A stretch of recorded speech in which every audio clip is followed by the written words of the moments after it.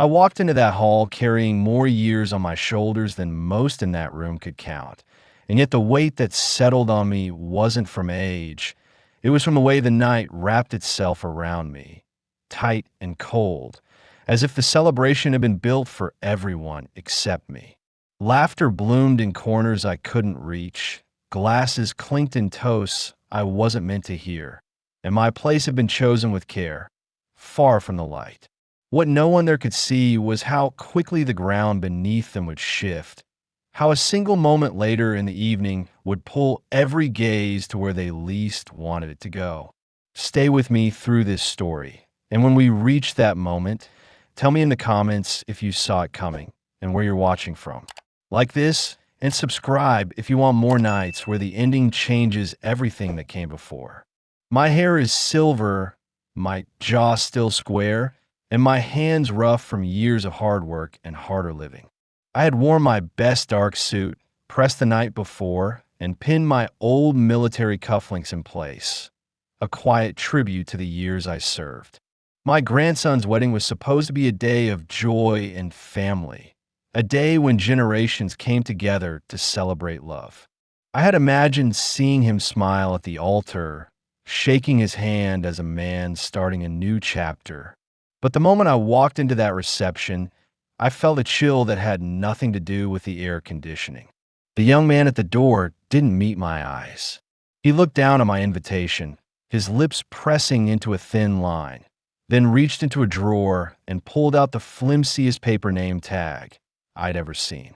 It was creased as if it had been folded in someone's pocket, the ink smeared just enough to make it look careless, and the adhesive barely stuck when I tried to pin it to my lapel. I glanced at the guests ahead of me.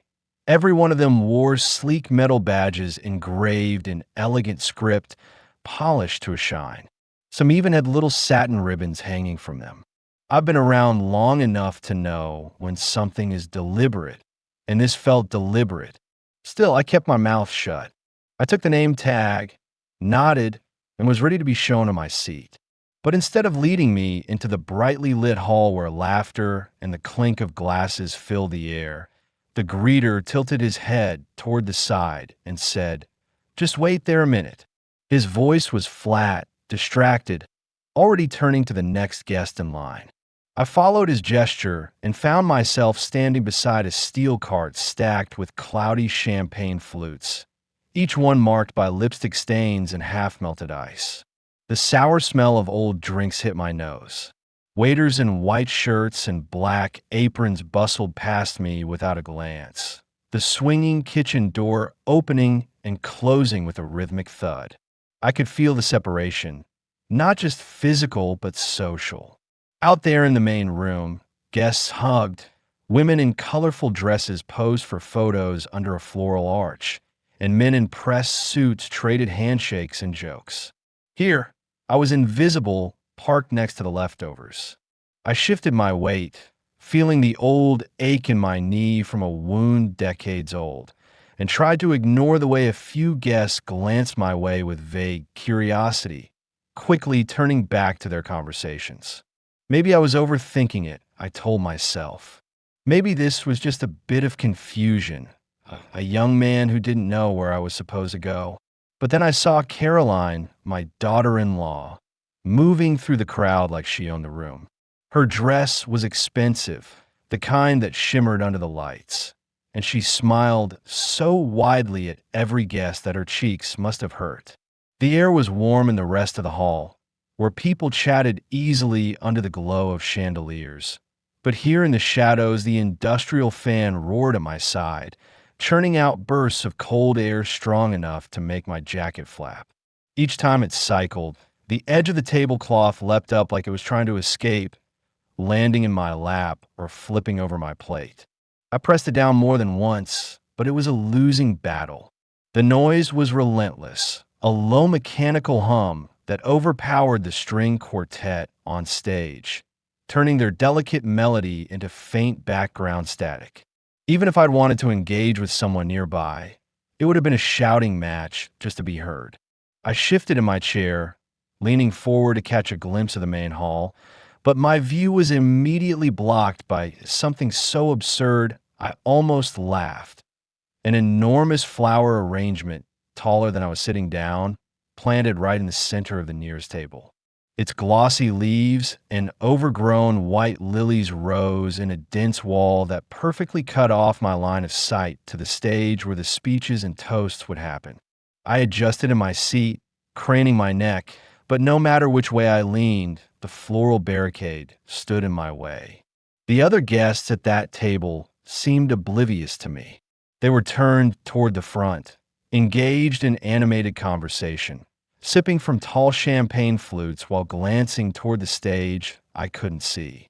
It was as though I didn't exist, a shadow in the periphery. Occasionally, one of them would reach for a bread roll and glance my way without recognition, eyes skimming over me like I was a fixture rather than a person. Across the room, Caroline moved like a hostess on a mission, her smile bright and her voice carrying just enough for me to catch snippets. She touched arms lightly as she leaned in to speak, laughed in perfect rhythm with her companions, and kept herself framed by the best lighting in the room. She never once looked toward my corner, and I realized that if she had arranged my seat, she'd chosen this spot with intent. It was both inconvenient and isolating, strategically placed so I wouldn't intrude on the main celebration. A server passed by with a tray of hors d'oeuvres, pausing at every table to offer the guests something warm and savory. But when they reached mine, they only leaned slightly toward the others before moving on without acknowledging me. I watched a thin trail of steam rise from the plate as it disappeared into the crowd, leaving me with nothing but the untouched water in front of me, lukewarm now from sitting too long.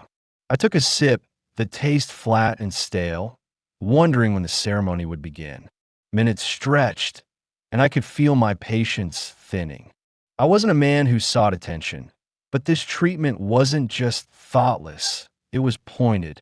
I could endure cold air, bad seating, even a lack of conversation, but I had fought for my place in this family in ways that couldn't be measured in polite gestures. The first real sign came when Caroline drifted closer, a tray of wine glasses in her hands like she was helping a server, though I knew full well she hadn't lifted a thing heavier than her handbag all night. She moved past my table, her head tilted in that poised way she liked to display. And as she leaned over to pass a glass to a guest, the tray tipped just enough for 3 deep red drops of wine to fall directly onto my tie. The stain spread instantly, dark against the silk, and though her eyes flicked down to it, her smile didn't falter. "Oh," she said, in a tone so light it carried no apology, "I'm sure you have a spare tie, right?" Before gliding on without another glance. I reached for a napkin to dab the spot, only to find the one in front of me damp and cold, as if it had been used to wipe down a spill earlier. I set it aside in disgust, the sourness in my stomach growing. Guests at the nearby table whispered something to each other, their eyes sliding toward me in that quick, darting way people do when they're talking about someone but don't want to be caught. A few minutes later, as the servers began placing menus at each seat, I noticed they were all printed on thick, cream-colored cardstock with elegant calligraphy. The guests flipped through them, commenting on the dishes, pointing at wine pairings. When my turn came, a server placed something on the edge of my table without a word. I picked it up and immediately felt the difference. It was flimsy, a regular sheet of printer paper, edges slightly curled, the ink faint and uneven. My name was spelled wrong in large letters at the top. Walter Briggs, and one of the entree descriptions was smudged so badly it looked like a shadow had fallen over the words. The menu itself was half complete, missing 2 of the dishes listed on the others. I turned it over, thinking it was maybe a draft, but the back was blank. No explanation, no correction. The insult wasn't subtle, but it was cleverly wrapped in plausible deniability. If I said something, it could be brushed off as a harmless mix-up. I'd seen tactics like this before, though not in a banquet hall. They were the small, deliberate moves designed to make you question your place, to remind you you were only tolerated, not welcomed. As the wine-stained tie clung damp against my chest, I noticed the servers moving around the hall with trays of hors d'oeuvres, the scent of warm bread and seasoned meat making my mouth water despite my frustration. The tray would stop at every table in a wide circle around the room. Smiles exchanged, little napkins handed out with care. But when they reached mine, they bypassed me entirely, leaning past to offer the food to the guests behind me instead. I sat back in my chair, my hands folded in my lap, forcing my expression into something unreadable. If I let my anger show now, it would be taken as proof that I didn't belong here, that I was an unpredictable old man who didn't know how to behave. Across the hall, Caroline was in her element, leaning close to whisper in a guest's ear, letting her laugh ring out just loud enough to turn heads. She thrived on control, on shaping the energy of a room, and from where I sat, I could see her orchestrating every detail. Her glances swept over her guests like a conductor's baton, and though they never landed directly on me for more than a second, I could feel the ripple effect of her choices reach my table again and again.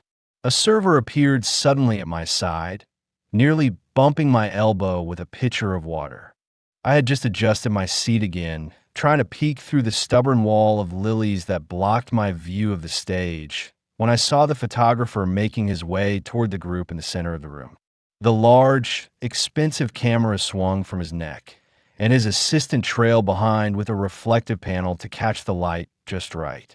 Guests began to gather at the designated spot for family photos, their movements casual but practiced, as though they had been told exactly when and where to be.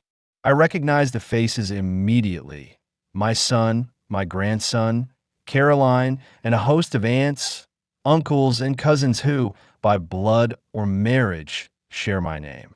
They clustered together in a tight group right beside my table, so close I could hear the rustle of dresses and the click of polished shoes against the hardwood floor.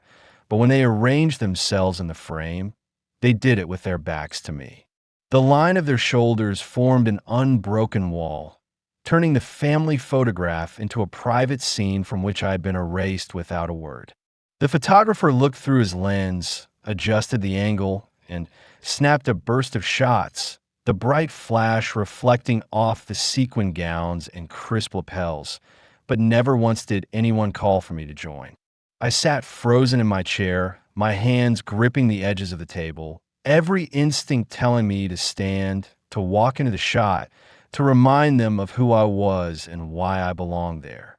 But the collective posture of that group was clear. They weren't going to make room for me. The moment stretched longer than it should have, the smiles in the photo widening, the laughter soft but deliberate. When the session ended, the group began to disperse, turning in different directions to speak to other guests, and in that moment my grandson's eyes brushed over me. It was brief, uncertain, as if he'd only just noticed I was sitting there. Before I could raise a hand, Caroline stepped between us, resting her palm on his arm and steering him toward the other side of the room.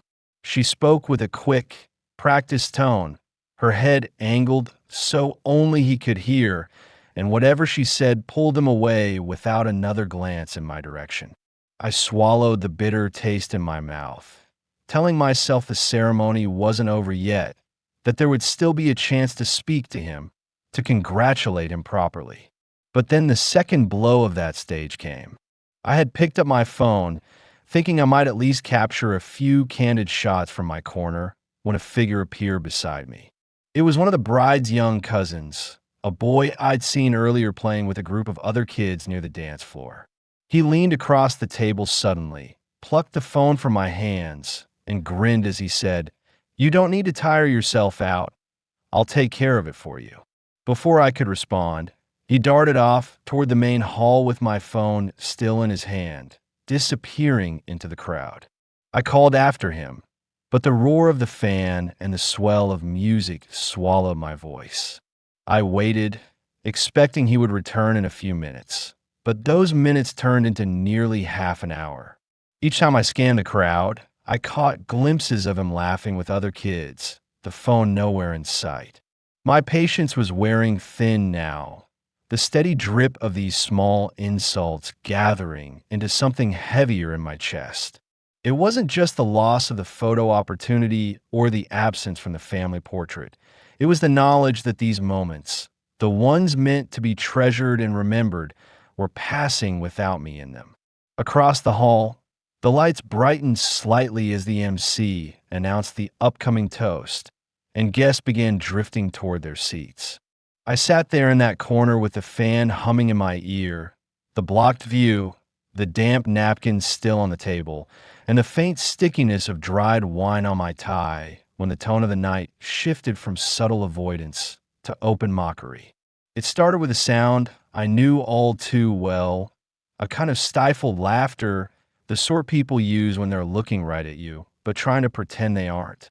At the table just beyond my own, a group of young men in fitted suits leaned together, their heads almost touching as they spoke.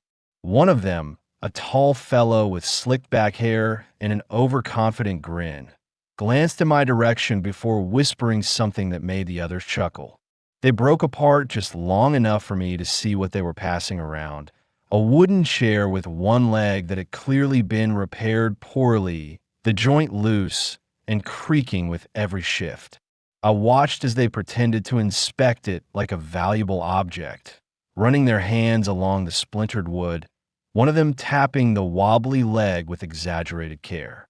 Then, without hesitation, they carried it toward my table. "Here," the tall one said with a falsely polite smile. "We thought you might prefer this one. It's special."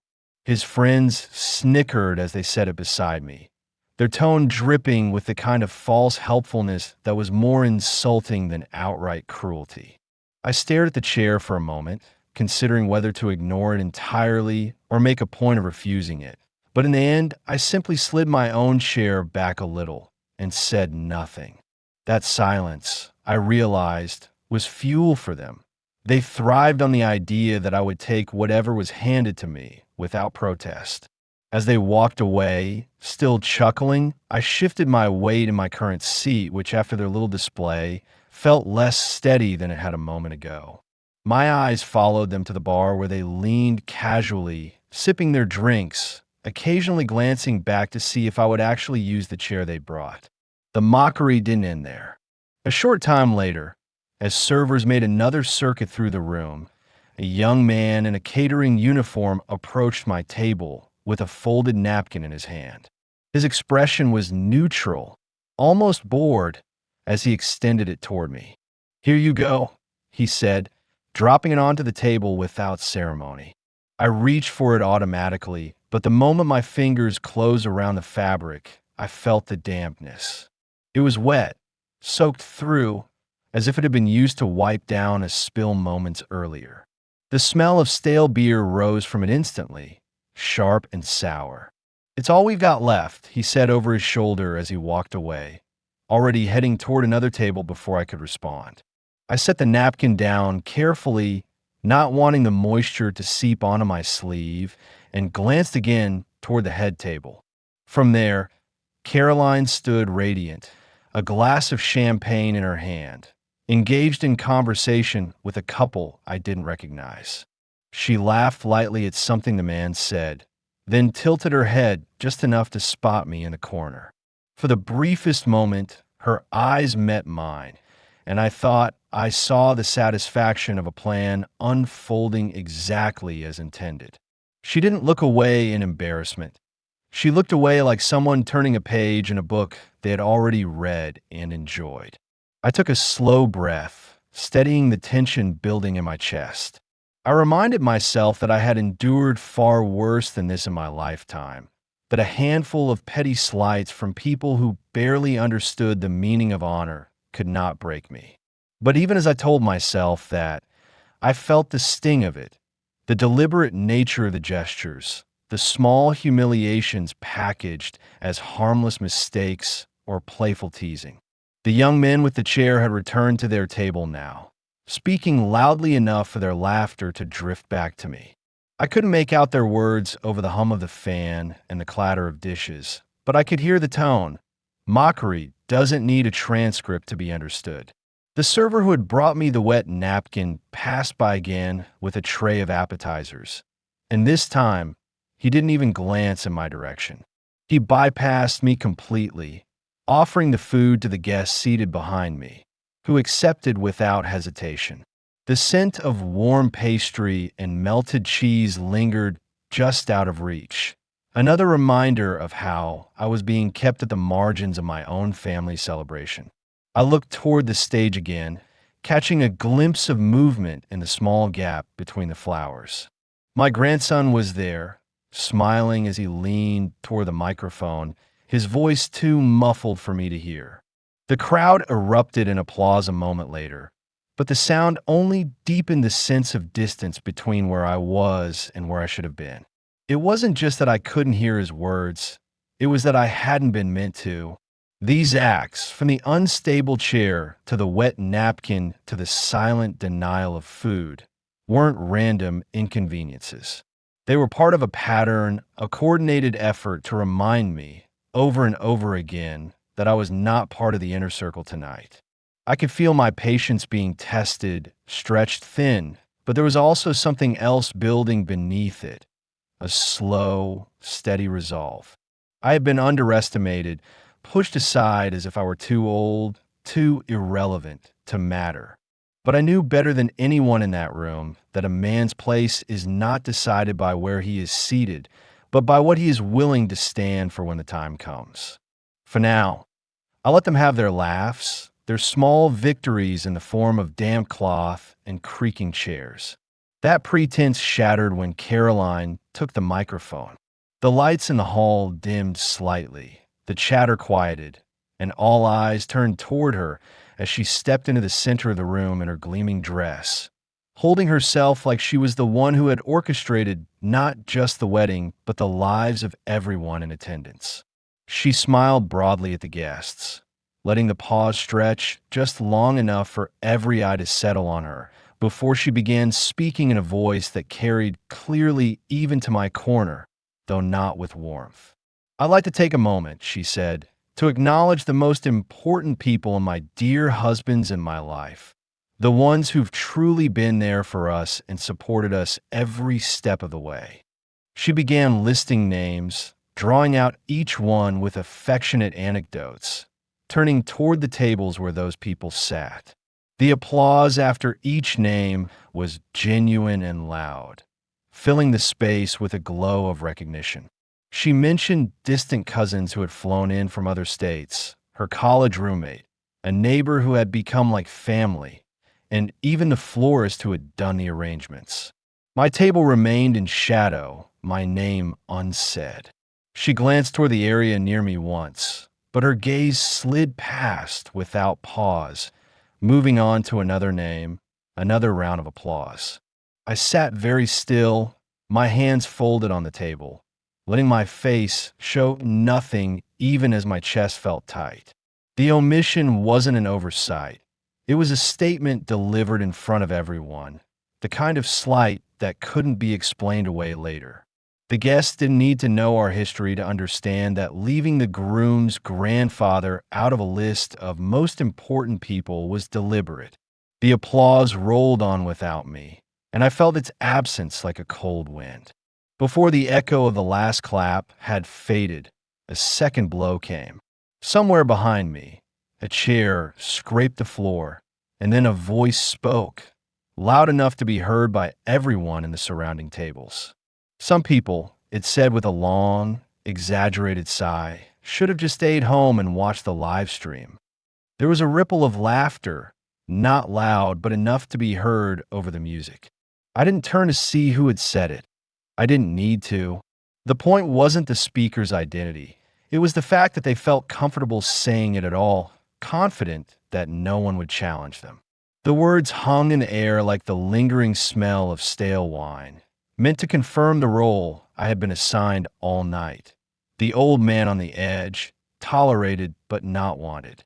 A few guests looked my way, their expressions a mix of awkwardness and curiosity, but no one spoke up. The silence that followed was worse than the words, a quiet agreement that I was fair game. Caroline handed the microphone to the MC, smiling sweetly as she returned to her seat, her role in the performance complete. The MC moved on to the next part of the program, introducing the best man's speech, but my mind stayed locked on the moment just past. I had spent a lifetime in situations where respect wasn't given freely, where it had to be earned, demanded, and defended. I had also learned that the public stage was a powerful place. It magnified kindness and cruelty alike. Tonight, Caroline had used that stage to erase me in front of everyone, and whoever made that comment had hammered the point home. The rest of the room returned to its cheerful rhythm, but in my corner the air felt heavy, almost still despite the fans' relentless whir. I could feel the eyes of certain guests flicking back toward me, as if to check my reaction, as if my endurance was now part of the entertainment. I lifted my water glass, took a measured sip, and set it down with deliberate care, making sure my hands didn't betray the anger tightening in my chest. If they were waiting for me to break, they would be disappointed. I watched my grandson from my narrow gap in the flowers, saw him smiling at the best man's jokes, leaning toward his bride with a hand on hers.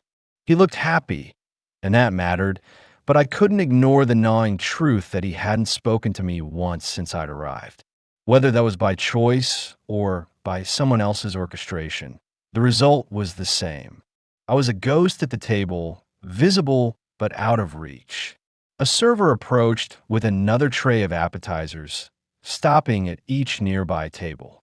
When he reached mine, his eyes flicked over me briefly before he angled his body toward the table behind, offering the food to them instead. One of the guests there hesitated, glanced at me as if considering handing me something, then thought better of it and took one for himself. I kept my gaze steady on the stage, refusing to give them the satisfaction of seeing me reach for what was withheld. The speeches went on, the laughter and applause rolling through the hall in waves, and I sat in my corner, collecting each slight in my mind like stones in a pouch. The moment for action hadn't come yet, but I could feel it drawing closer, a shift in the air I had learned to sense long before it was visible. For now, I let them have their stage, their toasts, their jokes whispered just loud enough for me to hear. The speeches continued, the MC guiding the night along as though nothing out of the ordinary had happened, and the energy in the room had returned to light conversation and the clinking of glasses.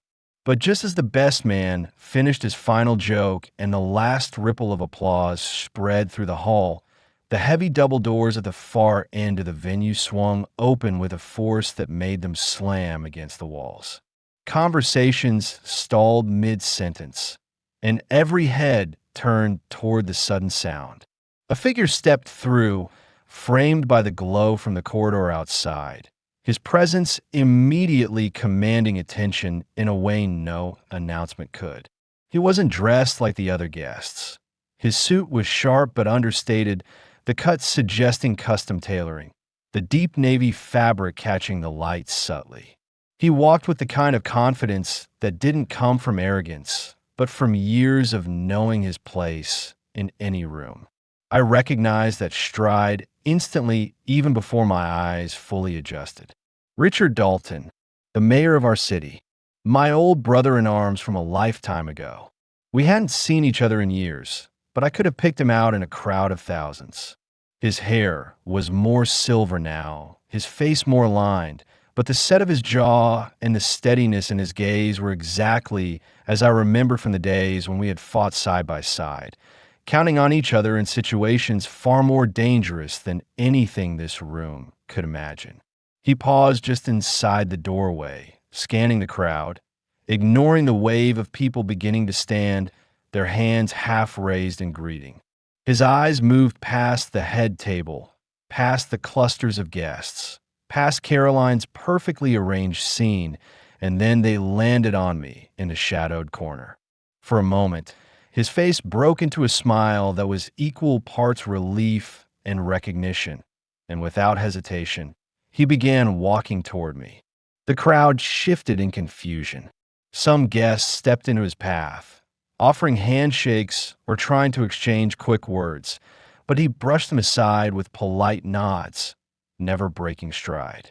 His focus was locked on me, his pace steady, deliberate, unhurried. As he drew closer, the whispers started, people asking each other if that was really the mayor, wondering why he was here, trying to piece together how he knew the man sitting alone by the kitchen door. When he reached my table, he didn't hesitate. He pulled my chair back just enough to make space, reached down, and gripped my hand in both of his. "Walter," he said, his voice carrying over the now silent room, "you old son of a gun." His other hand clapped me firmly on the shoulder, a sound as solid as the bond between us, and then, before I could speak, he leaned in and pulled me into a quick embrace, the kind men like us shared when words weren't enough. I could feel the weight of the entire room watching, the sudden shift in the air as they realized this was not just a casual greeting between acquaintances. Richard straightened, his hand still on my shoulder, and turned to face the crowd. "Excuse me," he said, his voice smooth but carrying the unmistakable tone of authority. "I'll be borrowing this man for a moment." The murmurs swelled again, people craning their necks to get a better view, and I caught sight of Caroline at the head table. Her expression was frozen in a polite smile, but her eyes betrayed something else, a flicker of unease, the first crack in the confident mask she had worn all night. Richard pulled out the empty chair beside mine and sat down without asking, as though the seat had been waiting for him all along. "You look good, Walter," he said, leaning in so only I could hear. "I heard you might be here tonight. I wasn't going to miss it." I kept my tone even as I replied, "You picked quite a moment to arrive." His eyes twinkled with the kind of mischief that came only from shared history, and he glanced around the room before his voice lowered further. "I walked in and saw where they put you. Figure I should fix that before I even said hello to anyone else." He didn't need to say more. I knew exactly what he meant. This was a man who understood what it meant to be sidelined, to be underestimated, and he wasn't about to stand by and watch it happen without intervening. Across the room, people had begun whispering more urgently, and a few guests were subtly angling their bodies to better see us. The mayor's presence wasn't just notable, it was disruptive to the social order Caroline had worked so hard to curate. Richard placed both hands on the table, leaning forward just enough to make sure his voice carried again. "Walter and I go way back," he said to no one in particular and everyone at once. "Longer than most of you have been around." The words were casual, but the effect was immediate. Heads turned, and the weight of curiosity shifted toward me. The balance of the evening had begun to change, and though the moment was only just beginning, I could feel the tide turning with each second Richard sat beside me instead of anywhere else in that room. "You all know me as Richard Dalton, mayor of this city," he began, pausing just long enough for the scattered murmurs to die down. "But before I ever sat behind a desk or wore a suit like this, I was just another soldier doing my job overseas, trying to make it back home alive." A stillness spread across the tables as the guests realized this wasn't going to be a polite introduction or a quick toast. His eyes settled briefly on my face before returning to the crowd. "And there's a reason I'm standing here tonight, breathing the same air as you fine people, instead of lying in a field halfway across the world. That reason is sitting right next to me." The air shifted, a faint ripple of surprise moving through the room. I felt every gaze tighten on us now, even the ones that had been avoiding me all night. Richard didn't let the moment go to waste. There was a night, black as pitch, no moon, no light except the flares lighting up the sky. We were surrounded, pinned down, and every step towards safety meant crossing open ground under fire. I'd taken a hit, leg torn open, couldn't move fast enough to save myself. I thought it was over, and I was ready to make my peace right there. But this man, he pointed at me, the gesture firm and unwavering, ran back into that mess. Not once, twice. He dragged me out and went around, clipped his shoulder, and sent him sprawling. He still got back up and pulled me the rest of the way to cover. He didn't just save me. He saved two other guys that night before the medevac came. The weight of the story settled on the room like a heavy blanket, muffling even the faint background noises from the kitchen. People who had looked through me earlier now stared at me with open, unguarded expressions, some shocked, some moved, all of them aware that the narrative of the evening had just changed in a way no one could undo. Richard leaned back slightly, his hand still resting on my shoulder. That's the kind of man I'd give my last breath for. That's the kind of man you don't sit next to the garbage bins. That's the kind of man who deserves the head table at any event, anywhere, anytime. His voice had grown sharper, colder, as he delivered those last words. And though he hadn't raised it, the authority in his tone made it impossible to mistake the rebuke.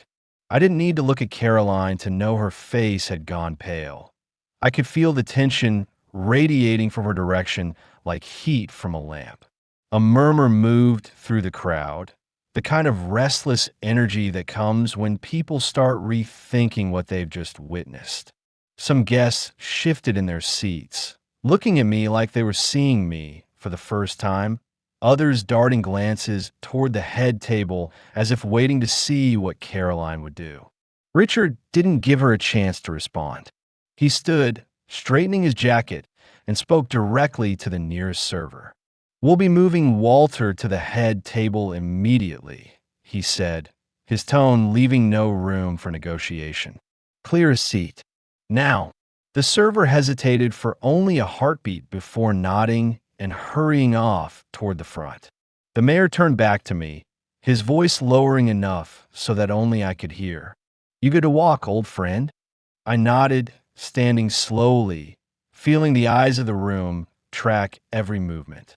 The scrape of my chair against the floor was louder than I expected, but in the silence that had fallen, every sound seemed amplified. Richard stepped aside, letting me pass first, and together we walked toward the front of the room. The path cleared without anyone asking. Guests leaned back in their chairs, conversations dropping to whispers. As we reached the head table, the server had already moved a place setting, sweeping aside the floral arrangement that had dominated the center. Caroline sat stiffly, her knuckles pale around the stem of her champagne flute. Her smile had returned, but it was thin, brittle, and her eyes flicked between me and Richard like she was calculating her next move. Richard gestured to the newly cleared seat. "Here," he said simply, and I sat down, the view from this angle so different from the shadowed corner I'd occupied all evening.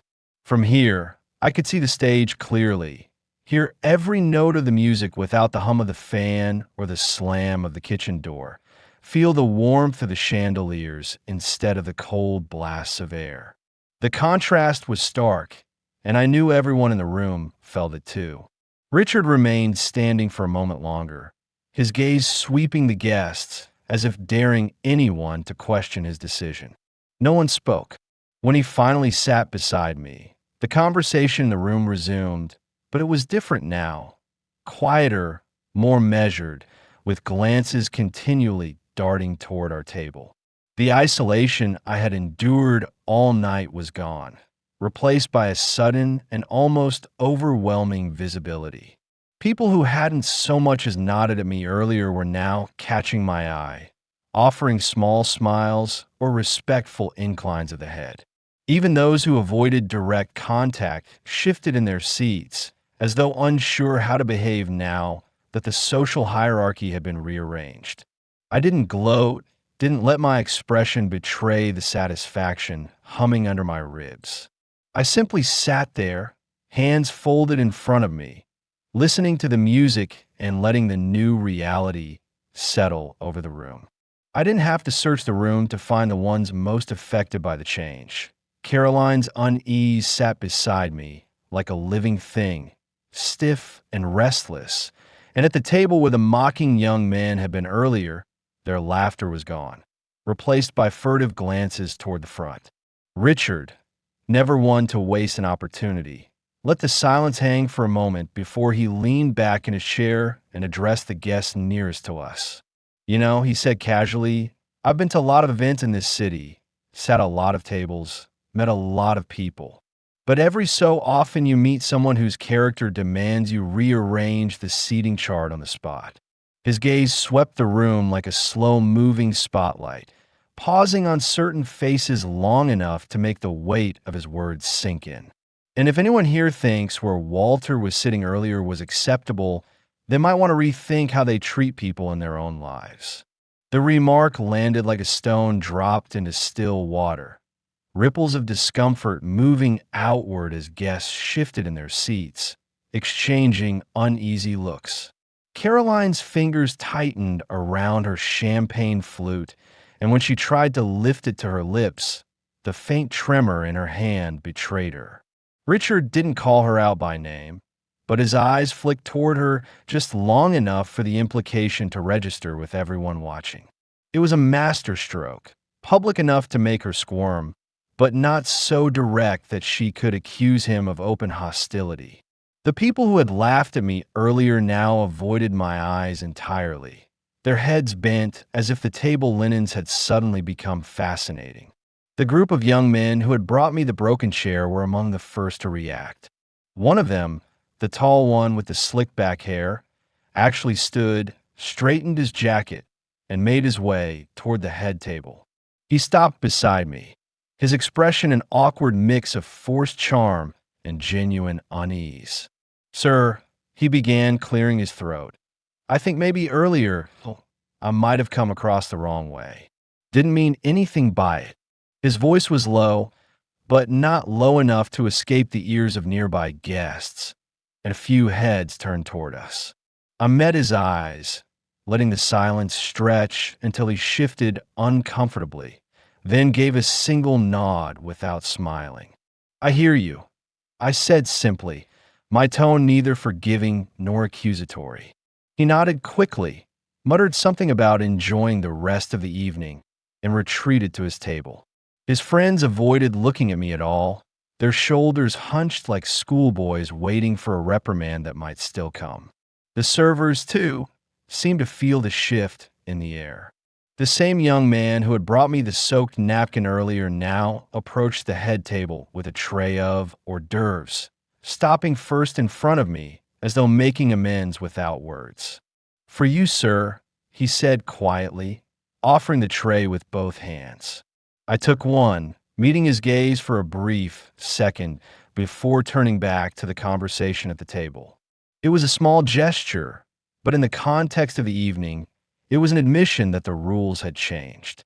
Even the guests who had simply ignored me earlier were now leaning forward slightly when I spoke to someone near me, eager to catch a scrap of conversation. The mayor kept the attention focused exactly where he wanted it, on me. He told another brief story, this one lighter, about a time years ago when we had been caught in a downpour on a military base with no shelter and had ended up fashioning a makeshift tent from a parachute and laughing until our sides hurt. The room responded warmly, the laughter genuine this time, but it was laughter that included me, not laughter at me. I could feel the knot in my chest loosening slightly, though I kept my expression measured. The biggest change came when my grandson finally approached. Until that moment, he had remained at the head table's opposite end, caught up in conversation with the bridal party and the constant demands of being the groom. But now he walked toward me with a seriousness in his eyes that I recognized immediately. It was the look of someone who had just been told the truth about something they hadn't seen before. He came to my side, leaned down, and embraced me without hesitation. "Grandpa," he said softly enough for only me to hear, "I'm sorry. I didn't know they had you back there. I should have noticed." I patted his back once, the gesture brief but meaningful, and when he pulled away, I saw the conviction in his expression. He straightened, faced the room for a moment as though making a silent statement, and then returned to his seat. The entire exchange had taken less than a minute, but its effect was lasting. People saw that moment and understood it for what it was: a recognition, an alignment, a public acknowledgement of my place in his life. Caroline's expression tightened further. Her jaw locked as she sipped from her glass, refusing to engage with either of us. The rest of the evening unfolded under this new order. Conversations flowed more easily in my direction. Servers stopped at my place without hesitation, and even those who had played a part in my earlier exclusion now seemed eager to erase their role through small courtesies. I accepted them without fanfare, knowing that what had been set in motion tonight was bigger than a change in seating or a polite apology. Guests began moving between tables again, but now their routes brought them past the head table, stopping for a handshake or a kind word before they left. People who had spent most of the evening pretending I wasn't there now lingered to share brief stories about my grandson or to tell me they'd heard the mayor's account and wanted to thank me for my service. I nodded and accepted each gesture without bitterness, but I didn't offer false warmth in return. My responses were polite but measured, enough to let them know that respect given out of obligation was not the same as respect earned from the start. Caroline remained in her seat, engaging with anyone who approached her side, but not once looking directly at me. Her smile was still there, carefully fixed in place, but her eyes were distant, the mask holding but the confidence beneath it gone. It was in the way her laugh no longer rose above the crowd, in the stiffness of her posture whenever she sensed people glancing between us. She was trapped in a performance she could no longer control, and the more she tried to act as though nothing had changed, the more obvious it became to everyone that everything had. As dessert plates were cleared and the first few guests began to slip out, the mayor rose, shook my hand again, and said he'd see me soon. His parting words were quiet but deliberate. "Let them remember this night, Walter." When he left, the absence of his presence made the air feel lighter but no less charged. I stayed seated, watching the flow of people, noticing how the young men who had mocked me earlier now kept their heads down, how the server who had ignored me most of the evening stopped to refill my glass before leaving. My grandson approached once more before the end, this time with his bride, who smiled warmly and thanked me for coming. Her sincerity was genuine, and I held on to that as a reminder that not everyone in this family had chosen the path Caroline had. We spoke briefly, and when they moved on, I knew they would carry the image of me at the head table, not the shadowed corner. By the time the hall began to empty in earnest, I could feel eyes still on me, watching as I stood, buttoned my jacket, and made my way toward the exit. No one blocked my path. No one dared make a comment. Outside, the night air was cool and quiet, a stark contrast to the controlled chaos I had left behind. I paused at the edge of the parking lot, looking back through the tall windows of the venue, where the chandeliers still glowed over the last few stragglers. I could see Caroline's profile in the light, her smile smaller now, her gestures tighter, and though she still played the part for the remaining guests, I knew the memory of tonight would stick with her longer than she wanted. That was the thing about public humiliation. It didn't just sting in the moment. It lingered in the way people looked at you afterward, in the subtle shifts of respect that couldn't be reclaimed once lost. The real consequence for those who had spent the evening diminishing me wasn't my own satisfaction at being vindicated. It was that they had been seen, not just by me, but by everyone who mattered to them and no amount of polite conversation in the days to come would erase the fact that they had to witness themselves on the wrong side of decency. I had no need to seek revenge or raise my voice. The truth had done the work for me, carried by someone whose authority they couldn't dismiss. The lesson was written in the silence that followed me out the door, in the awkward glances and hushed tones that replaced earlier laughter. Respect, once denied in malice, carried a weight when it was later offered in shame, and that weight belonged to them now, not me. As I reached my car, I realized that the sting I'd felt earlier had been replaced by something steadier. Not triumph, but clarity. People will tell you that moments like this are about pride, about standing up for yourself, but that isn't the whole truth.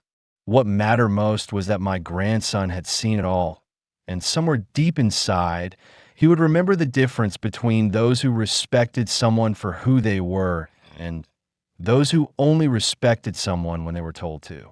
In the long run, that lesson would outlast the flowers, the photos, and the carefully arranged seating charts. I started the engine and took one last look at the glowing windows of the venue before driving away, not with bitterness, but with the knowledge that those who had sought to make me invisible had instead made me unforgettable. And that, I thought, was a consequence no one in that room could erase. The end. I've taken you through every moment of that night, just as I saw and felt it. From a moment they tried to tuck me away in the shadows, to the second the whole room had no choice but to see me, you've been right there with me. Now I want to hear from you. How did that play out in your mind? If you'd been sitting in my seat at the start, would you have done what I did or handled it differently? And when the mayor stepped through those doors, what did you expect would happen next? Share your thoughts. Tell me what stood out to you most, and let me know where you're watching from. I'm always curious to see how far a story can travel. If you want more moments like this, where the tables turn and the truth finds its way to the surface, go ahead and like this and subscribe.